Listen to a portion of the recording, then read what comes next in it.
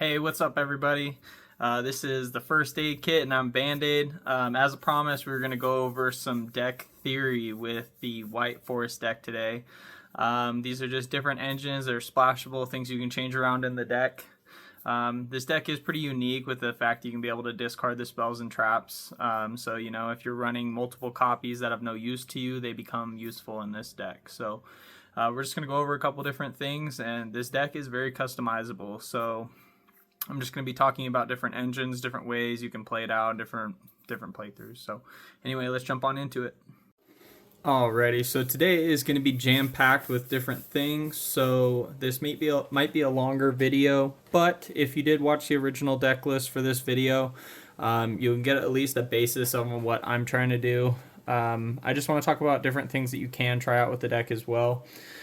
Starting off, you can compare this from the original deck video, but I just want to talk about like the things that are necessary in the deck. So first off, the main white engine card or White Forest engine cards you're gonna need to run is going to be 3 copies of LZ, 2 copies of Azamina LZ, 1 copy of a Stellar, 3 copies of Sylvie, and 1 copy of Rusia. Those are going to be your mandatory monsters to play in this deck for the White Forest. And then moving on to the spells and traps for White Forest. It's going to be the 1 Tails, 1 Scourge, 1 Sinful Spoils of the White Forest, and then 1 Woes. And then you don't have to necessarily consider this card mandatory, but I do just with how the deck plays, and that's going to be the 1 copy of Mana DM Reframing. So those are going to be your mandatory White Forest cards. In my deck list that I've been playing, I run a couple more copies of things in there and potentially kick up Tales of the White Forest to 2 copies. And then as far as your azamina stuff, we're going to run 1 copy of Diabel of the Black Witch, 3 copies of Wanted, 1 copy of Deception, and 1 copy of Hallowed Azamina in the main deck. So those are the mandatory cards to play for the White Forest Azamina. So I counted those for you just so that you know that is only 21 cards. So that does leave us 19 slots in a deck that is potentially 40 cards. You can go more. With the consistency of the deck, I do like to stick around 40. You can, there are different builds you can do that are 50 card builds, 60 card builds, and any variation in between those. But for now, I'm just liking sticking with the 40 just for consistency factor. And then also to compare against the main deck, that deck list that I showed, we are just going to go over a couple of the extra deck monsters, which I feel are mandatory as well. And that's going to be 1 copy of Silvera, 1 copy of Ruselia, 1 copy of Diabel, 1 Visas Aramatara, and then 2 copies of Chaos Angel for our synchros. Now I feel like all of these are mandatory in the extra deck. That's going to be 6 synchro monsters, and then we have our 3 fusions, which are going to be Ilia Sylvia, Mu Rusialago, and Saint Azamina. So with that is going to be 9 cards in total. So that is going to leave you 6 flex spots in your extra deck for different options as well. So going on from there, we're going to talk about different things that we can put into the deck. And I want to start off by talking about things that have a lot of synergy with the deck, because essentially they are part of this deck in a way. The first thing I want to talk about is going to be Nightmare Apprentice. Now with Nightmare Apprentice, you can add, you discard a card to special summon this card from your hand. So it does not, because it is a summon condition, it does not trigger your spells and traps. That's probably the biggest problem I have with this card, not to mention this card isn't searchable. So the best way to run this is you're going to run 3 copies of Nightmare Apprentice. Then you, on summon, get a search of an illusion monster. Now we do run some illusion monsters in main deck which give us some search targets, mainly the Azamina LZ, but there are 3 other options which I like to consider, and that's Maiden of the Millennium Moon, because it can count as both a spell or a trap and a monster. and it is a level 4 light monster, which does come up, and then the fact that it's an illusion. We have one copy of Diabel's, the original Sin Keeper. If you're going first, it's good to have this card in the main deck, but with Unknowing after dice roll, you might end up going second. I don't really see this as a main deck worthy card. But if you are going first, you know you're going first to be able to set up basically anti-spell fragrance with Diabels. It's a really good card going first. And then for our last target for an illusion that isn't part of the main deck, and that's going to be Emissary from the House of Wax. This is going to be battle phase related. If you can actually get this to pop off, it's a really powerful card. It's a good hand trap, essentially, to negate all your opponent's monsters' effects until the next turn. So, yep, that's going to be our Nightmare Apprentice stuff. Additionally, running one copy of Iris Sword Soul is really good in the deck as well.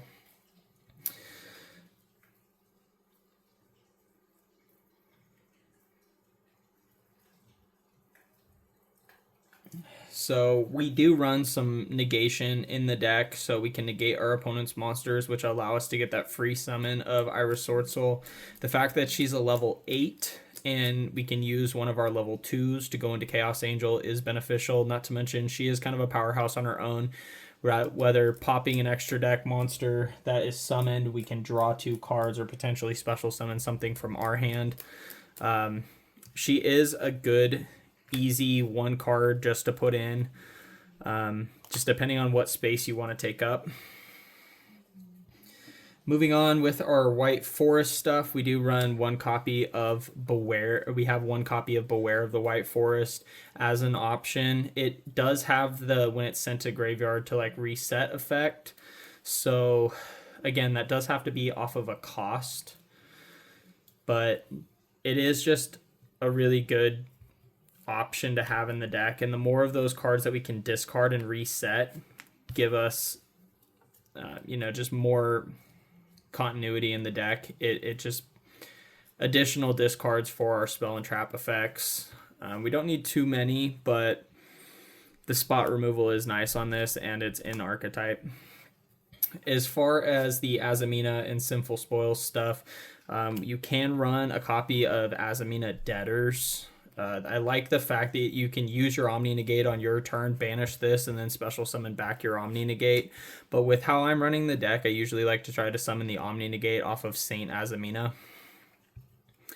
And speaking about Saint Azamina, it's really important to have Sinful Spoils, Spell, and Traps to get into him. So there is the Ruselia and then also the Silvera as options. Go ahead and read through these cards. They both are powerful in their own regards. I just, with my current deck list, I don't know if they follow the direction that I'm trying to go down. But they are Sinful Spoils names, and they can help you get into Saint Azamina. So they are cards to consider. Definitely take a look at these two.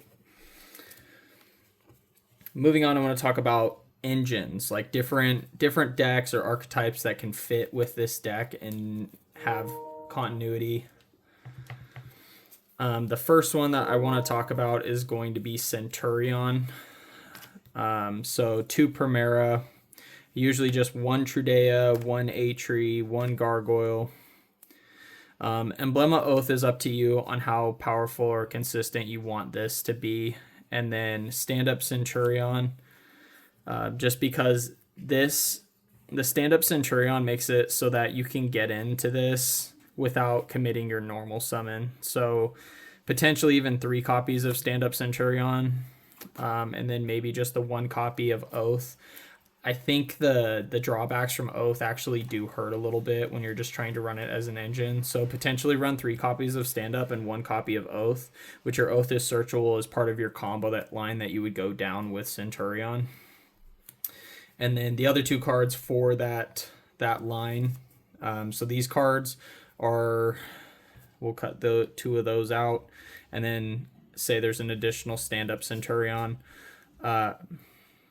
one Wake Up, and then one copy of Phalanx. And then that would be like the mandatory list for the main deck for the Centurion cards. And then obviously the extra deck monsters as well. Usually you just run 1/1 Crimson Dragon and then the Cosmic Blazar. And then you run one of each of the 12s and then one of the level 8 extra deck. So your Synchro 8, your 2 Synchro 12s, your Crimson Dragon, and then your copy of Cosmic Blazar. But if you are going the Crimson Dragon, you do also want to run Synchro Rumble in the main deck as well. So that combination for the main deck all together would be 3, 6, 9 because of the extra one there, and then 12. So it would be a 12 card thing to run in the main deck, and then you would run 5 extra deck cards. And then if you really want to expand on it, just because this deck does run a lot of spellcasters, you can also run Terraforming to help you get into your Centurion stuff, and then also your Secret Village of the Spellcasters. The nice thing about Centurion is it really doesn't, like, it'll play under Droll pretty well. That was the main reason I used to play it. I'm thinking when you try to go with the Centurion stuff, you're going to have to cut out some of your Saint Azamina stuff. So really it's a toss-up depending on what's going to be more beneficial for you if you want to run the Centurion stuff or the Azamina stuff. And honestly, like I said, this deck is really modular. So one week you can do Azamina, the next week you can try out the Centurion stuff, and then just play around with the deck, keep your opponents guessing. And then moving on, we do also have the option to play the Adventure Token engine. So you don't have to run the Illegal Knight, but this is a good way to get an Omni Negate. With Diabellstar, you can send the Water Enchantress to the graveyard to special summon your Diabellstar. Your Diabellstar will trigger to set your Deception, and then you can banish the Water Enchantress from your graveyard to get you your copies of Rite of Armisier, and then, get your Omni Negate placed into board in addition to the one that you can get from your Diabellstar line. So one thing that I did notice is when you're trying to get your if you're forced to push for your Omni Negate, you're not going to get your Murcielago. So if you set up your Omni Negate with the Adventure engine and then go into your Murcielago, you can combo off more before using your Silvera, because then you can just go into your Silvera with your Saint Azamina. So the Adventure engine isn't bad. The only issue I see with it is just how many cards you're running in the main deck. I mean, obviously you can cut the Illegal Knight, but the rest of this is going to be in the main deck. So it's 3, 6, 9 cards in the main deck. So it's something to consider. I just don't know how effective it is. All right, so moving on, I do want to talk about just like smaller, just little packages you can put into the main deck, or into your deck. The first I want to talk about is Starry Night and Light Barrier Statue. So with your combo line, you can search a light level 4 monster, and you'll want to search out your Barrier Statue of the Heavens. So your Light Barrier Statue, you can only special summon, both players can only special summon light monsters. Now we do run a lot of light monsters in this deck. Don't get me wrong, we do have some darks and other attributes, but primarily we're summoning light monsters. So if you can set this up on turn 1, you're going to stop any deck that doesn't run light. Obviously, this isn't effective against Blue Eyes, which is pretty prominent right now. And then also some of the cards for Ryzeal are light. Now, this may change after the ban list, depending on what decks get bumped. And then we got a new set coming out, which is going to vastly change how this deck works anyway. But this video is mainly just to talk about different options, flexibilities in the deck. So You search this in your combo line, and then you overlay into Starry Night, detach a material, special summon the Light Barrier statue. The problem with this that doesn't work, even though it is very easy to put in the deck and maybe a good side option depending, because Starry Night can be run into the side deck anyway, just because you can go into it and special summon another body. With the new support cards for the deck, it isn't as needed as much, but it is an option to get you into another one. It does also work really well if you're running the toy box engine, which we'll get into in a minute. But you search this, Starry Night, detach, special that, and then you get nibbed. Just because this does not protect you against nib. The deck really suffers to nib and droll. So that's why Centurion is really good in it, because it gets you to work around the droll, and then nib really hurts you with the barrier statue. So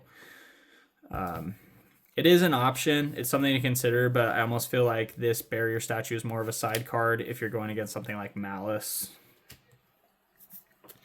And then another quick, easy one is going to be Super Poly. I found a couple of different targets that may be viable in the deck. Obviously, there are a lot of Super Poly targets. One of them is going to be Supreme Arcanite Magician. I came across this card. It was more just a collector piece for me, but it is a decent Super Poly target. It's one spellcaster type synchro monster and one spellcaster type monster. So if your opponent gets a spellcaster, you can potentially Super Poly it off with one of your level 6 synchro monsters. I don't know how prevalent that is, but I just think it's a really cool card. He also becomes a 3,500 or 3,400 attack monster. So there's that one. More generic ones. We have Garura, Mud Dragon, Dracostapelia, and then Starving Venom Fusion Dragon. And you can vary this however you like, but Super Poly isn't bad in the deck. The extra copy, if you do, sometimes you don't end up using. Sometimes you will use 3. Most of the time, you're going to use 1. I have had 2 hit me and I'm cooked for the turn, so it's not out of the realm of possibility that you will use multiple, but if you didn't need to, your multiple copies are discards, and it's easy, more spells to put into the main deck, and at least out of using your board breaking spell, you're going to get a body on field, so definitely an option there. Moving on, I'm going to talk about little 5-card packages you can put into the deck. The first one is going to be DPE. So 3 copies of Fusion Destiny, 1 copy of Dasher, and then 1 copy of Celestial. So usually when you run DPE package, you use your first Fusion Destiny, and then these are no longer in your deck, so the other 2 copies become dead.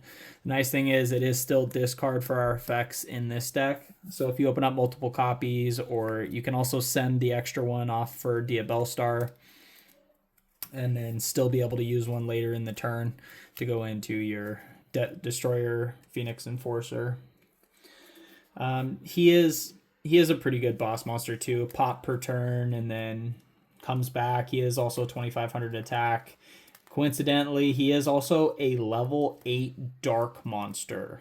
So in a pinch, you could go summon DP, target something you control, pop something they control, and then use DP and one of your level 2s to synchro off into a Chaos Angel, and you'll have a light and dark Chaos Angel. So I actually do really like this for the deck. I definitely think about switching this in and out, even if it's just for fun. It is cool to be able to play DP in this. Next, probably not as viable, but it is an option because it does get you a spellcaster on board, and that's going to be going into your Dragoon. Again, this is 5 cards, 2 bricks in the main deck, and your 3 copies of Red Eyes Fusion. Again, the additional copies can be discarded. The only reason I don't like this, otherwise this would be really good to run, is the fact that you can't summon anything else. So like if you were going to go this route into the main deck, I would think you would want to go first, and then you're also going to be running a lot of like spells or a lot of counter traps, so like Judgment, Strike, any of the Solemn cards or Iron Thunder, stuff like that. which is going to reduce your life points by quite a bit, but you also get a Dragoon. So you're going to have multiple Omni negates or negates with just your Dragoon sitting on board. So not as viable, I guess, in my opinion, but it is an option. I know you can also run the, like, what is it called? Albaz. There's a level 4 light Albaz line that you can go with the Synchro Mud Dragon, and that will also get you into Red Eyes Dragoon. So there's a couple different ways that you can run Dragoon. If you were going to go that other route, I mean, it is a possibility to go Dragoon in your side or in your extra deck, go the Albaz line, get out Dragoon. Or if you did open up the Red Eyes Fusion, worst case scenario, you can just Red Eyes Fusion into another copy of Dragoon. So you could potentially run multiple copies. I love Dragoon. I love the artwork. I love Dark Magician stuff. I'm definitely Yugi duelist. So I just don't think it works as well in this deck. And then the last 5 card, easy 5 card, very common in this deck. It works so well. It helps you play through a lot of hand traps and interruptions and such. Is going to be the Toy Box Engine. I feel like this is all you need. You don't need any more. You don't need any less. So 3 copies of Toy Box, your 1 soldier, and your 1 tank. Then moving on from there, I'm just going to talk about other things that are just... they're ideas. They're things to think about. You can run Bestials in this deck as well. And if you were going to run Bestials in it, I think a really good option would be running Tuning, Assault Synchron, and then with our level 4s, you would have to run the Toy Box engine to make Rev Synchron viable for this. So unless you're running the Toy Box, I wouldn't run the Rev Synchron, and I would just run Assault Synchrons, potentially 3 and 3 Tuning. I like running Assault Synchron and Tuning with the Bestials, because with your Tuning, you're going to mill one off the top of your deck, and then the deck mainly consists of light and dark monsters, so you are going to have viable targets to work around your Bestial engine. Not to mention you have level 6 Bestials, you have... which are dark level 6s, and then you have a light level 8, which also can get you into your Chaos Angel, either light or light and dark Chaos Angel. And then if you do get the Bestial level 8 and then Assault Synchron, there's so many things that you can go into with the level 8 Bestial and the Assault Synchron. There's the Gen X negate, which he negates for every attribute you have in the graveyard. So you can negate a light, a dark, and then if you can get any other attributes into the graveyard, potentially wind to negate droll or things like that. There's just a lot of different options that you can go with the Tuning and the Assault Synchron and the Bestials. So that's something to consider. And then next is going to be, I don't know how useful this is, but running Dogmatica stuff. Nadir's Servant I really don't like because it's going to lock you out of your extra deck. But the fact that we can special summon a level 4 light, we can search the level 4 light and then special summon it with something like our Starry Night. Or if your opponent, if you're going second with the Ecclesia, you can use Ecclesia to special summon herself if your opponent controls an extra deck monster, which comes up quite a bit. Then you search out your Fleur-de-Lis and then special your Fleur-de-Lis. I feel like it's a little dated. I love Dogmatica Ecclesia. I think the cards look really cool. As you know, I'm a Sword Soul fan, so Ecclesia and anything is great, but I just feel like these cards are a little dated and they don't work as well anymore, but it is something to think about. It's an option. Then moving on, I'm just going to talk about different extra deck stuff that you can run. So one of them is going to be Zapper Shrimp and our Herald of Arclight. The cool thing with Herald of Arclight is when it goes to the graveyard, you can search out a ritual. So if you were going with that, you could potentially search out the Ceravis to get you a target negate. So like, somebody couldn't imperm your Chaos Angel, which then your Chaos Angel's still alive if they have the imperm, and they lose their imperm. So the cool thing about this too is you have your Diabell, you go Diabell effect, send a spell or trap to the graveyard, special summon your Zapper Shrimp. You can go Zapper Shrimp, chain 1, and then if you have a Stellar in graveyard, a Stellar chain 2, a Stellar will special summon, and then your Zapper Shrimp you can discard another spell or trap to pop one on the field, and your discard from Zapper Shrimp is part of the cost, so it will re-trigger your like spells and traps for White Forest. So like if you had Tails in hand, you could discard the Tails.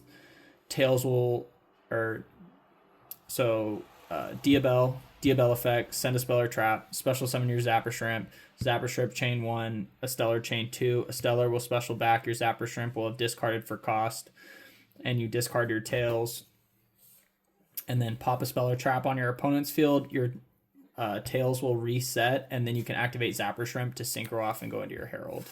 So it's good, but you also need to get your Stellar in graveyard. I run 2 copies of Stellar, so it's a little bit easier for me to do that.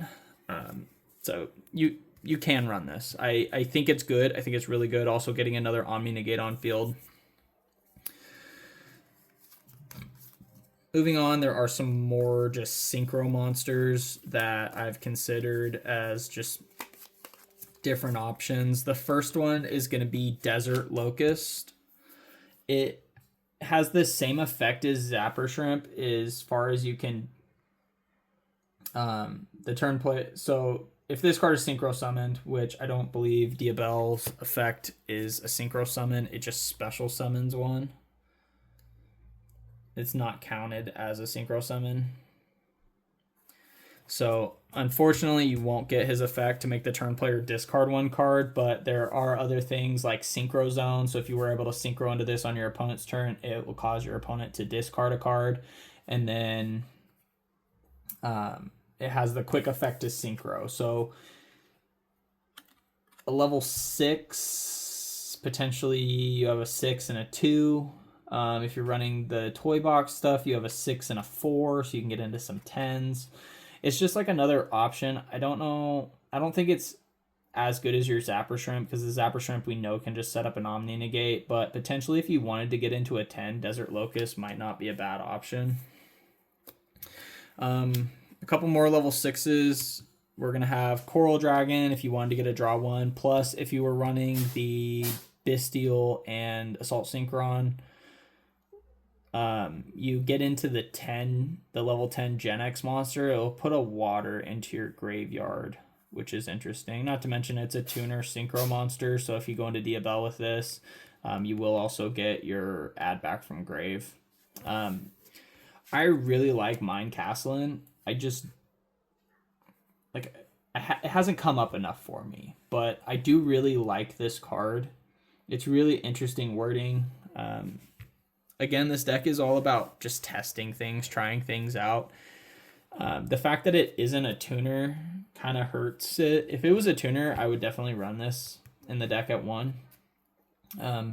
Just because its effect is cool. It's a cool looking card. I think it's going to be more of like an aggro star card kind of thing though. I don't know too much about that deck, but I am picking up some of the cards. Eventually, I might end up doing an aggro star deck profile, but I can't guarantee that. One more level 6 is going to be your Metaphys Horus. It's not really that great. Mainly the thing is you're going to target a card on the... You can target one other face-up card on the field and negate that target's effect. So potentially if you wanted to negate a spell or a trap, it's not terrible. So like if your opponent had face-up anti-spell and you couldn't use your spell cards and you were able to get into a 6, you can go Horus, negate the anti-spell, and then combo off and potentially get rid of the anti-spell. It's not bad. It's not bad. It's level 6 light too, so it's definitely an option in the deck. Next is Draco Berserker of the Tenny. He's a really good card, but I feel like his home belongs in Sword Soul, so it's an option. It is also a level 8 dark. That's the other reason why it might be good to run, because you can go into Chaos Angel with one of your level 2s, and then you have a light and dark Chaos Angel. Not to mention he can attack twice, gains attack. He's a good card. Not a bad option. Easy level 8 to get into. Next, if you're just trying to go for life points and you're running towards like close to time, Scarlet Red Dragon Archfiend isn't bad. And I do also have some other cards that are just based around going to time, which is going to be Poison of the Old Man. Just because it's a spell card, it's easy. Just gain 1,200 life points at time. Your opponent loses. Meteor of Destruction. Inflict 1,000 points of your damage to your opponent's life points. You cannot activate this card if your opponent's life points are 3,000 or less. So if you just need a quick 1,000 damage, it's not bad.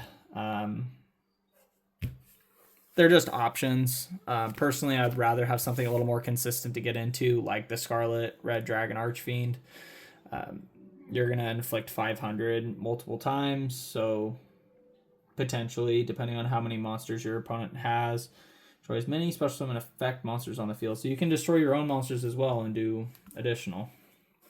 So those are just something to think about. And then the last one, I like her because she is a spellcaster monster. Her effect is great as well. I'm sure at this point you know what it does. But just the fact that she's a spellcaster has a lot of synergy with this deck. Not to mention having a 12 is just, it sets up more things. Like there's times where it's like, okay, well I have a 10 on field and I need to get into a 12, or I got a level 8 and a level 4, and then I need to synchro here to open up a zone. Having a 12 is just another option. And then moving on, let's talk about our XCs. So continuing with that idea of gaining life points or inflicting life points for time, it's going to be Gaga Cowboy. And then because this deck does also run a lot of level 4s, you can also run Time Thief Redoer. You can fill this in with like maybe Abyss Dweller, and potentially that card gets banned, but the deck does make level 4s. And then also having additional rank monsters for your Ultimate Slayer to send, like you send the Time Thief Redoer and then send one of your opponent's XYZ monsters to the graveyard. I mean, it's not bad. Ultimately, you'd like to use the rank 9, but just other options. Just remember the deck does make level 4 XYZs pretty easily. And then we can talk about some additional links that you can run. In the main deck, I show that we run Phoenix, Unicorn, and then the Abao. You can also run Cerberus. That's another option as well. It's just an easy link too, and it's a Fiend, which allows you to get into your Abao. And then Silhouette Rabbit, you are going to have to run a trap that can become a continuous trap that can become a monster, but Silhouette Rabbit is an option. I just don't think it's a win more card, so you don't really need to run Rabbit, but it is an option if you like Rabbit. I did pull this ulti out of my last OTS pack, so I don't know. It just something to think about. Other link twos that are easy, we have IP. I had both of the artworks sitting there, so we do run SP in the deck, so IP is not terrible to just have access to. And then we can move into some of the fusion monsters. So there's our Chorozo. Potentially a super poly target. Potentially. Has a cool effect. The fact that it's a level 4 tuner is also nice. It can get pretty big. But yeah, interesting card. I like it. It's a level 4 dark. We do also have the Azamina Soul Eshtheon. Yeah, Soul. We have Soul. So Soul's effect, if you are running Deaders, you can go Deaders, or you can set the Deaders on your turn, pass turn to your opponent's turn, activate the Deaders, send your Sinful Spoils Deception, and then summon out your Soul. Soul will send a card your opponent controls to the graveyard.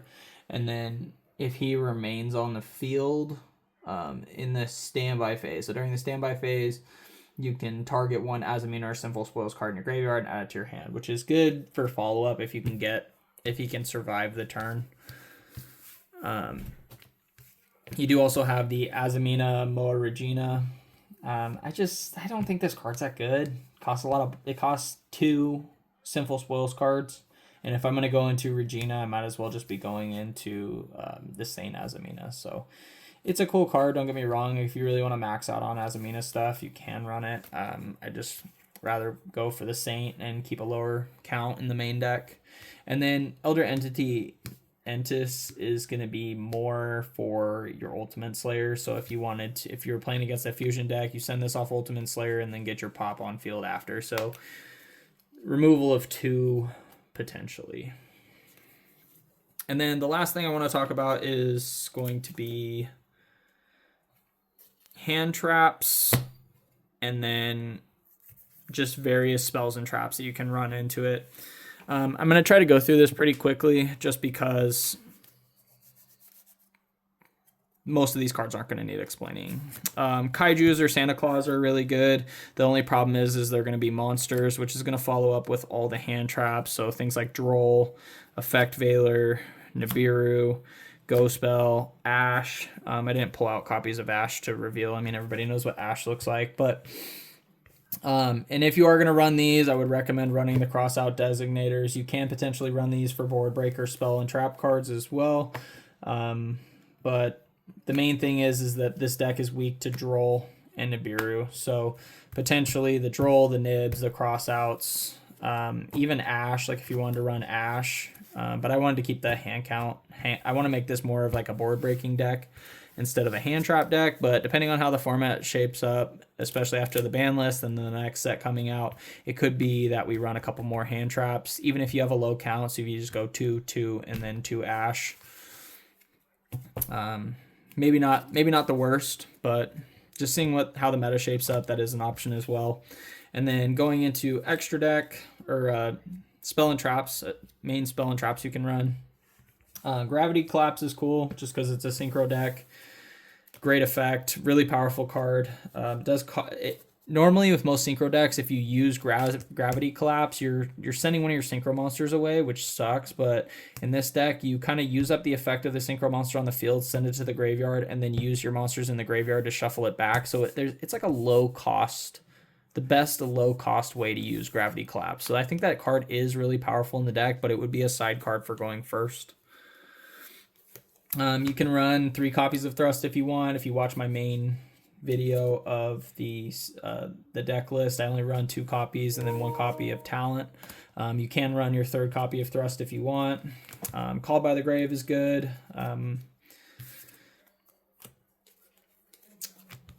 Targets for your Thrust in the main deck, you can also run Destructive Daruma Karma Cannon. Really good card. Just various other targets. I think I do run them. I have a Harpies in the main deck. This was the copy I was running until I got my ulti in the mail. So Harpies is good.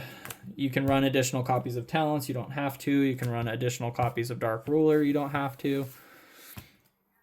Other cool, just normal searchable, and then also good discard fodder if you needed it is going to be Monster Reborn and Change of Heart. Just depends on what you like running. These cards are very nostalgic for me, so it is fun running a copy of them any chance that I can, just depending on how effective it is. Another card that I really like for this deck, in theory, is going to be Eye of Illusion. It's basically like a Talents for Spellcaster and Illusion deck, so you can protect them from being destroyed by battle this turn. All of your Spellcaster and Illusion monsters. During your opponent's turn, you can target one face-up monster your opponent controls, take control of it until the end phase, so it's not like you can use it on your turn. So you Talents on your turn to take your opponent's monster, and then you use Eye of Illusion on your opponent's turn to take one of their monsters. So that's interesting if you're running it with Talents. And then when your opponent's monster declares an attack, target one monster your opponent controls, except the attacking monster, change the attack target to it, and perform damage calculation. So that's probably my favorite effect. The fact that you can So your opponent clears your board. You have a Sylvia engrave or Sylvie engrave. You activate Sylvie effect, shuffle back your synchro monster, special summon the Sylvie. Then when your opponent declares an attack, you just go I have illusion. I have illusion effect will change the attack target to one of their monsters and then perform damage calculation. So they already use the attack of the attacking monster, and then their other monster dies, and then they take the damage. So or potentially if that monster was stronger, which usually they attack with the strongest one first. Not saying that they always do, but usually that's how you see it. If they attack with the weaker monster will die, the attacking monster will die, they'll take the damage. So it's just a really interesting card. I only have the 2 copies of it now. I definitely think if you were going to run this in the deck, you would want to run it at 3. Great card, infinite impermanence. Again, if you wanted to run cross out, you could run imperm cross out because imperm does hurt us. Also, if you are trying to counter imperm, another really good one is Forbidden Lance. So you can make your Chaos Angel gets targeted by imperm, you chain Lance. Lance makes it so it's unaffected by spells and traps, so the imperm doesn't affect it. Other options, Book of Eclipse. This deck really likes, like with the Sylvies in the deck list, I was talking about how like you can book your opponent's field, book your opponent's field. The Book of Eclipse is really cool. So you Sylvie book your opponent's field, send it to graveyard, or shuffle it back, and then special summon out your second copy of Sylvie. So you booked your opponent's field twice, and then you also have a set Book of Eclipse. So you can book your opponent's full field 3 times or more, depending on what you actually opened up and what you used. It's a fun card. The only drawback for that is it's negated by Ash, and then also your opponent, if you don't remove the monsters from your opponent's field, they get draws at the end phase. So the draws at the end phase actually does kind of hurt, especially if you don't clear the board. Usually if you're going to be running Book of Eclipse, I would recommend running Raigekis or Dark Holes or something to just remove everything, so you know for a fact at the end phase they're not going to draw, and you're going to be able to clear that board completely and get damage on. Another one is Spellbound. This is a good side going first card. To prevent your opponent from summoning using X, Y, or Z. Usually they combo off anyway after you do that, so it's an option. Black Goat Laughs is another option. I really like the card. I like the fact that it's a trap. I like the artwork. I like the effect. Usually if you're going to use this, I would probably use it with the Magician's Apprentice or the Diabell Star, because you will just go Magician's Apprentice, send this to graveyard, get your search of your illusion monster, and then you can banish the Black Goat Laughs to negate something, or however be the case. Same thing with Diabell if you were going that route, but I think I would only want to run this if I was running the Magician's Apprentice. And then, like I said, Raigeki, we do main 1. But you can run up to 3 copies of it. Raigeki's not once per turn, so just depends on what you're going against. Most things are protected against destruction anyway, so it just depends. I like the 1 copy in case you want to search it. It's not terrible to open if you run 1, but if you open up 3 Raigekis and your opponent's board is protected against destruction, nah. And then the last thing I want to talk about is Enemy Controller. I think Enemy Controller actually has a lot of viability in this deck.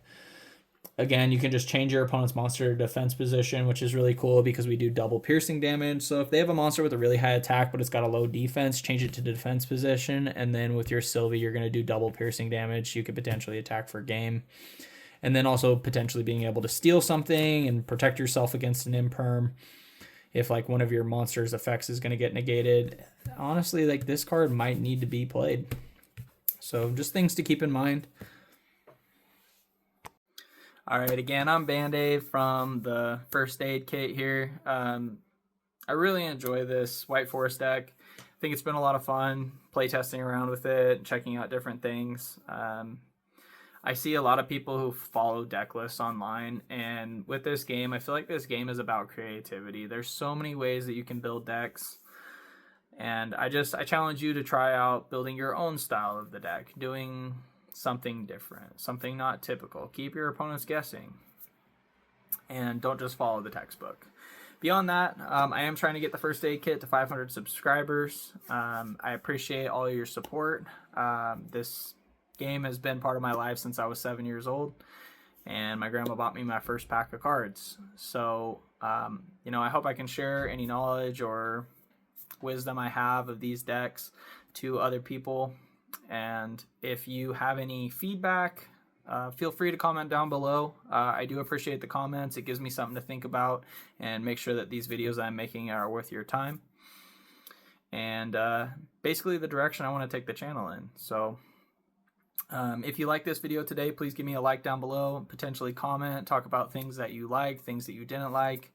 And beyond that, we'll see you next time.